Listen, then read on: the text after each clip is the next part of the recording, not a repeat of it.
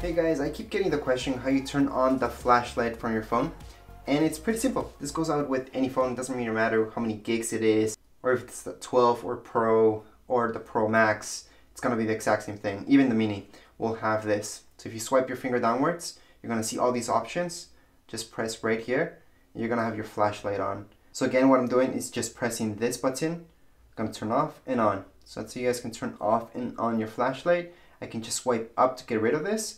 So once again, on the top right hand corner, I'm just swiping downwards from that corner, and then I'm getting my flashlight. I can select my flashlight, which is on the bottom left hand side. I'm gonna press on it, and there's my flashlight. So as you can see, it's turned on. So that's the quickest way to access your flashlight, and that would work on any phone for that matter. Anyways, that would be it for this video. If you guys have any questions, comments, you guys can write down here in the comments area. Don't forget to subscribe and rate. Thank you.